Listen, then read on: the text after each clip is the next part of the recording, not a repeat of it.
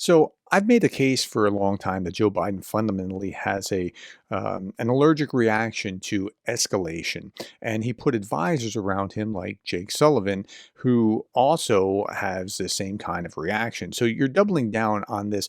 We don't want to escalate. We don't want to push Putin kind of mentality.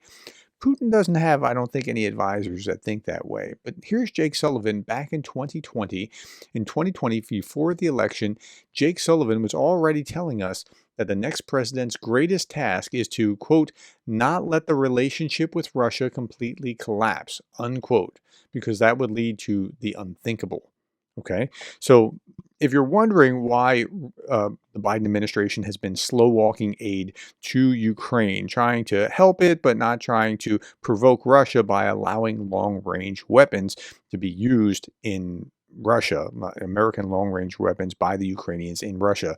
Here's why. So we're just a few days from the election at this point, and we don't know who's going to win. But there's a school of thought that says, well, Biden's not letting them use long range weapons because he doesn't want to adversely affect the election.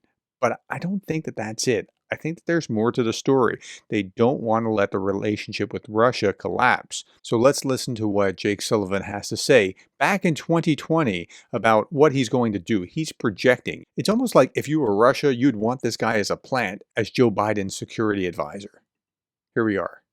We talked a lot about Vladimir Putin and about the U.S.-Russia relationship, and I believe the fundamental job of the next president of the United States is to find a way to put a floor under this relationship so that it does not completely collapse and that we don't revert to the type of confrontation that could easily lead to escalation that could ultimately lead to the unthinkable, which is war between two nuclear powers.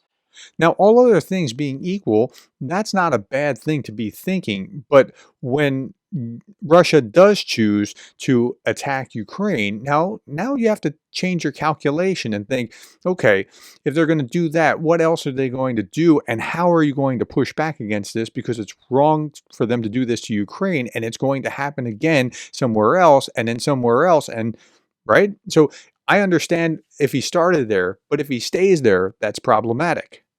I do think a major contributor to the difficulty of putting a floor under the relationship or defining stable and mature terms is that it is hard to talk to Vladimir Putin in a way where you can get a common vision of what is actually happening in the world. So, and I don't mean like a vision from the perspective of ideology or argumentation. I mean just like basic facts. Right. And part of this problem with his vision is if you are trying to de-escalate, you're weak. You can't keep up. You're not a threat. He needs you to be a threat so that he goes, you know what? This is a bad idea. Okay, tell me what you thought about this video. I saw this and I thought, wow, he's even talking about this back in 2020.